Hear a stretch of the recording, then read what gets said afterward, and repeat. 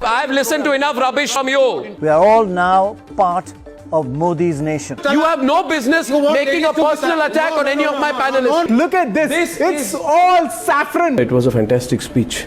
Thank you. There was a lot of humor. Is India's media facing a credibility crisis? Let's take a look. In February last year in Kashmir, a deadly terrorist attack killed 40 Indian soldiers. This is how the media reacted. Biggest ever attack on our Indian forces in Kashmir. Not condemnation, we want revenge. There has to be a four-front war against Pakistan. Shut them down. No visa, no cricket. The narrative quickly turned into a call for war against Pakistan. हम आपको बताएंगे कि हिंदुस्तान के पास आखिर विकल्प क्या है, क्या कर सकता है इंडिया अगर पाकिस्तान से हमें बदला लेना है। बहुत सारे लोग ये कह रहे हैं कि अब भारत को युद्ध शुरू कर देना चाहिए। युद्ध शुरू हो चुका है। India has struck Pakistan and we have struck them hard. And most importantly, we have struck them straight in the face. It's not just Kashmir. In June, the government froze state advertising to several newspaper groups, something senior executives at the papers claim was in retaliation to reports they published that criticised the government. We are supposed to question the people in power. But what has happened in the past 5.5 years is that the media has become a stooge of the ruling government. They have stopped questioning the ruling government, and to make matters worse, they have been propagating the divisive and even the negative agenda of the ruling party. A string of high-profile resignations at ABP News last year laid bare the extent of the pressure journalists are under. You would say something on air, as an anchor or as a journalist, or if you wrote something on Twitter, they would kind of pressurize you in different ways. There was a person called Nripendra Mishra in the Prime Minister's office, and he would actually make calls to the proprietors, to the editors, and of course, point out something that the government was not very comfortable about.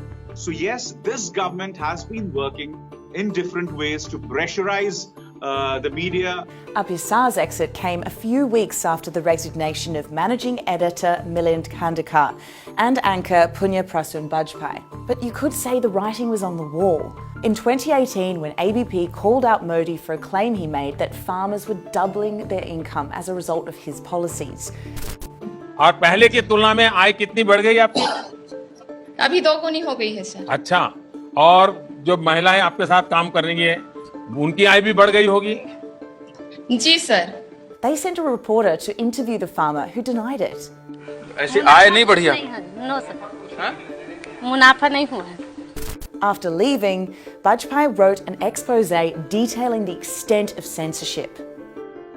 From being told not to take Narendra Modi's name on my show or show his image on any program critical of the government, to a sinister blacking out of my show Masterstroke, what happened was nothing short of censorship. He goes on to say, the message, sharp and clear, to every news channel was this: go against us and your business will suffer. Threats and violence is becoming a new normal for journalists in India. Around 50 have lost their lives within the last 12 years. The country has slipped in the World Press Freedom Index to 140 out of the 180 countries listed. That's behind Afghanistan and South Sudan. Rigorous journalism is still taking place, mostly through online outlets. I am, in a way, doing 5 shows for 2 digital platforms. Because digital platforms, the kind that I work for, one is called NewsClick and the second one is called HW News, and even other digital platforms, whether it's The Wire, whether it's The Quint, they are the ones who are doing actual journalism. As I said, mainstream news channels, whether news papers or TV news channels, are under a lot of pressure from the ruling government. But a lack of viable funding models means the future of these portals hang in the balance. And with a deficit of critical voices to hold the powers that be accountable, there's plenty at stake. Will a lack of media freedom lead to the death of democracy in India?